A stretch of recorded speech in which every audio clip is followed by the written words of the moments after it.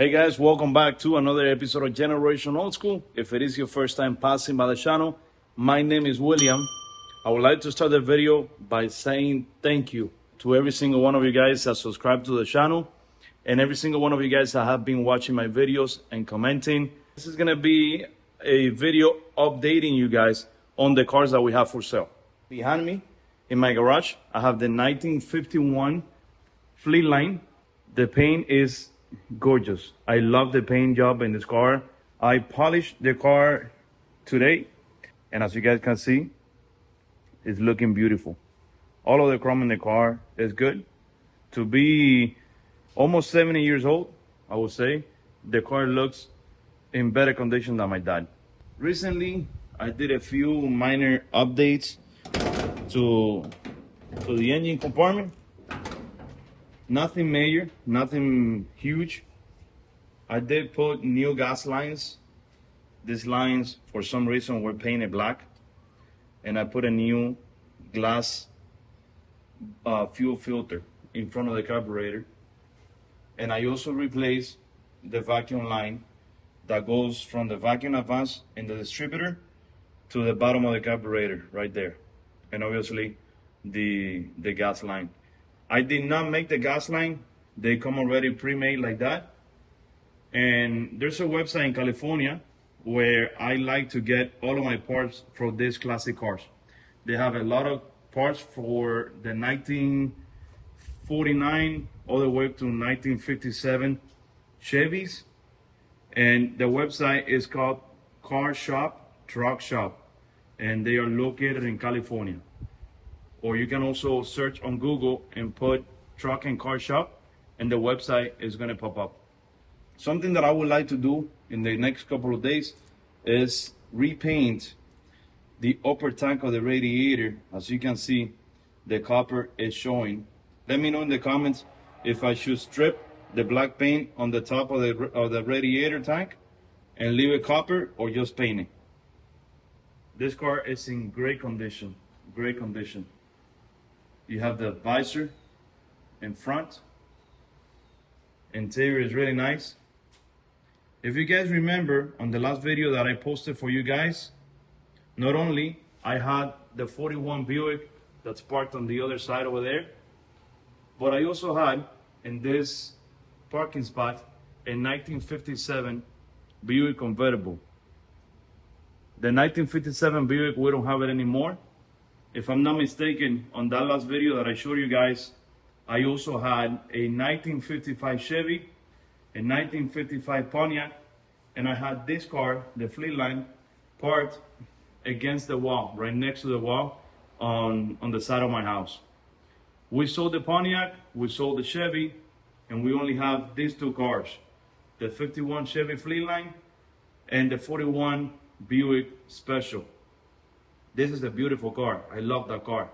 I love that car. That car, they did an amazing restoration. The car is like new in the bottom. Let me see if I can show it to you guys. Everything, gas tank, shocks, springs, muffler, everything is new on this car. Look at the inner fender weld. This car has never been driven after they restored the car back in 1982. They only took it to a few car shows, and in 1996, they put the car away and they didn't drive it anymore. 1996.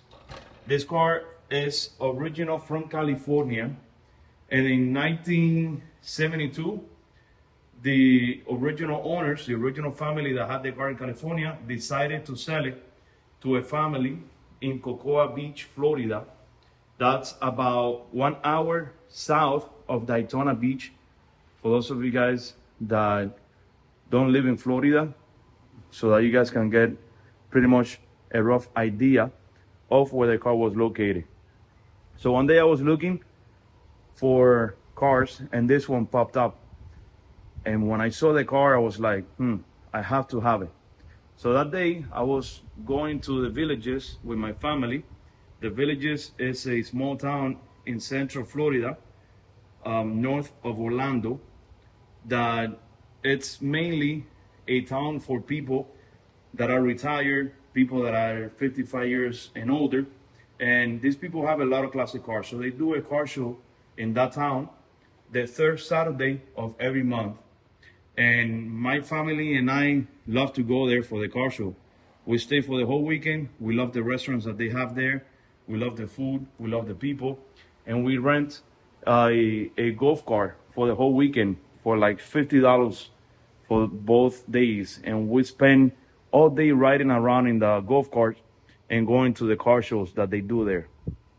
So it happened that while my wife was driving, while my wife was driving to the villages who live in Miami, I was on the internet just surfing and looking for cars like I always do, and I noticed this 1941 Buick that was for sale. I immediately messaged the person that was selling it and called them and told them that I was really interested in buying the car, that I was only 1 hour away from where their house is in Cocoa. Unfortunately, the guy that was in charge of selling the car, who was the son of the couple that originally owned this car, they were already really old, so the son was in charge of selling the car. He lived in Jacksonville, and he was not in town in Cocoa at the same time that I was traveling up north with my family on my way to the villages. So the guy told me that he wasn't available to show me the car, and that nobody else was at the house where the car was, and that we could arrange to meet the following weekend. I'll tell you what, I wasn't able to sleep the whole week thinking about this car. He wasn't able to send me photos of the car, and he only had a couple of photos posted on the internet where he was advertising the car for sale. I continued to look at the photos of this car all week long, up until the following Monday, where we met at his parents' house in Cocoa Beach. As soon as I saw this car parked in the garage of the house, I told my dad, we're gonna buy the car. I don't care if it's gonna lower the price or not, we're gonna purchase the car. We ended up agreeing on a price that was fair for him and for me.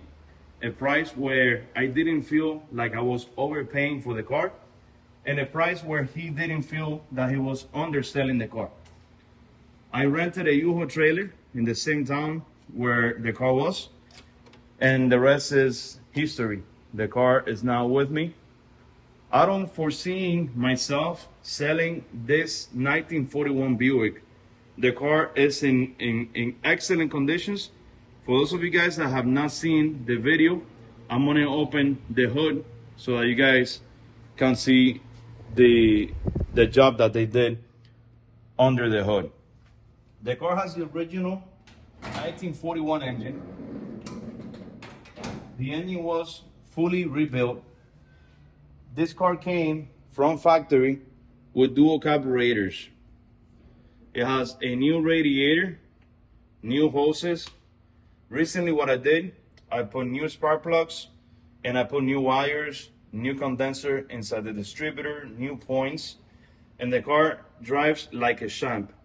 Something else that I did, I installed an electric fuel pump. This car has not been converted to 12 volts, so the fuel pump that I purchased is a 6-volt fuel pump, and it runs from underneath the car with a wire running inside the dash with a switch, and from the switch I run a cable to the battery. That way I can turn on and off the electric fuel pump inside the car if I ever need to start the car or anything like that. The interior, as you guys can see, is also 100% original, and all of the chrome in this car was replaced. Last time I did a video for you guys about this car, I told you that all of the chrome in the car was replaced, all of it. This right here, front grille, the chrome around the windows, everything. And they gave me a box full of chromes that belong to this car. The lights, the turn signals, everything, all of the molding in this car is brand new. if this car would have been restored nowadays in 2024, it would cost a lot of money to get this car restored to this condition. Not only that, it would have been extremely hard to find someone as old school as the car to be able to do the job that they did on this car. Back in 1980, when this car was restored, there were people that were still very old school, and there were people from 1940s still alive, so they knew exactly what they were dealing with. If you give this car now to somebody to restore, the first thing they're gonna tell you is, it's gonna cost you too much money, it's gonna cost you way too many hours of labor. It's better for you just to put in an LS engine with a modern transmission, modern differential, disc brakes, let's shop the roof, let's put it on airbags, and hot rod it. Unfortunately, or fortunately for me, that is not what they did back in 1980 when they decided to restore the car. And they did exactly what I would have done if I was the one restoring the car right now. Give me a second, I gotta get this phone call. That was a car hauler contacting me because I have other cars that I purchased that are gonna be arriving soon. It's a 1950 Cadillac, it's a 1952 Chevy, and a 1954 Chevy. So if anybody is looking for classic cars to buy, stay tuned, subscribe to the channel, because in the next video that I do, I'm gonna be showing you those 3 cars that we're gonna be having for sale at an excellent price. You don't want to miss those videos, so be sure to subscribe to the channel, and also please be sure to give this video a big like. All right, let's continue with the last thing that I would like to show you in this video. I want to show you a new acquisition that I made to my collection of cars and now also motorcycles, and it's my 1992 Harley Davidson Bobber. This is a motorcycle that has been handmade to my taste, to my liking, to my specs. As you guys can see, it has thicker and wider tires in the front, as well as matching tires in the rear. And one thing that I like is this custom paint job on the gas tank. It's a carbureted motorcycle, just like the cars. Let's go ahead and open the line for the fuel. Let's pull the choke out a little bit, and let's start the bike. Listen to the sound.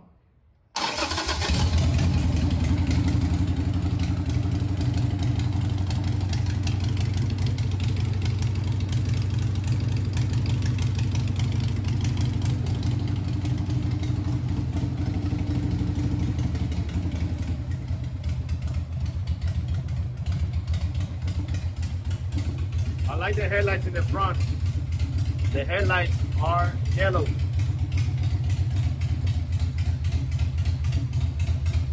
It also has disc brakes in the front and disc brakes in the rear. That's it. This is my garage. I really hope you enjoyed this video. If you did, be sure to give it a like. Be sure to subscribe to the channel. Thank you so much for your support.